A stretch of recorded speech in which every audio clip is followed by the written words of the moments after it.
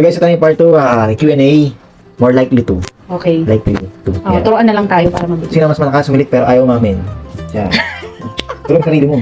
Pero ikaw yun talaga. Kasi Sino- man yung naka-record. Sino mas matagal sa CR kala mo nagtatrabaho sa loob? Siya. Ako, syempre, naglilinis Kaya ako ako ng siya. mga 2 minutes lang, 1 minute. 1 seconds ka lang ata eh. Sino mas madalas magpa-deliver ng food kahit sinasabi na magtitipid tayo? Ikaw. Aray, sakit. Ikaw nga nag-rule, pero ikaw rin yung nagsisira ng rules eh. Sino ang mas mabilis sumuko sa workout pero kunwaring fit? Bumibili pa ng mga kung ano yun. Mga pang-workout, pero wala tatama. Sino ang unang nagsasabing sorry kahit hindi siya ang may kasalanan? Ako siguro kasi hindi dito mapagdebate. Ikaw puro mga kabaligtaran sinasabi mo.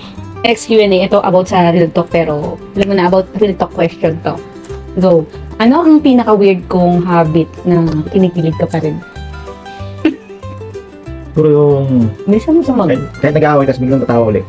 Ganun, parang wala na sa momentum na nag-aaway tapos biglang tatawa. Okay. Ganito na lang, ano yung ugali mo na ayaw mo pero ginagawa mo pa? Sabi niya bawal kainin, pero siya yung number 1 kakain. Yung nagbe-break ng rules, di ba? Mahirap nga naman. Siyempre nakikita ko hindi ka Huwag ka na mag-explain. Dapat huwag ka na mag-explain pag nagsasabi ako. Ako, ano yung ugali ko na sabi ko babaguhin ko pero ginagawa ko pa rin. classic. Yung classic kasi sabi, ano yun yata sinasabi. Ano yun? Magda-diet na pero hindi naman. Problema ko talaga yun.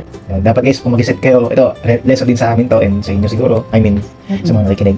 Pag mag-break, pag nagsaset tayo ng rules, dapat may disiplina tayo na masunod. Kasi ikaw nagsiset eh. And ano yan, dapat ma-execute talaga. Hindi yung binabali yung rules. Kasi parang sa mga ano lang yan, sa mga batas eh. Pag nagawa ng batas, hindi naman sinusunod. Tama, lari, nonsense. Tama. Okay, go. Okay na tayo.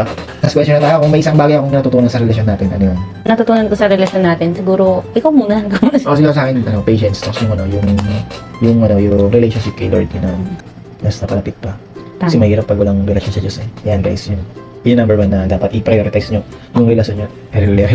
Relasyon nyo sa Diyos, yun importante. Tama. Dapat di nawawala yun. Kasi dun bumabalik lahat eh. Dun naghahabol kayo parehas. Yun lang. Ako naman, natutunan ko yun nga, bukod sa relasyon kay God natutunan ko yung sa relasyon talaga, sa buhay mag-asawa, wino-workout.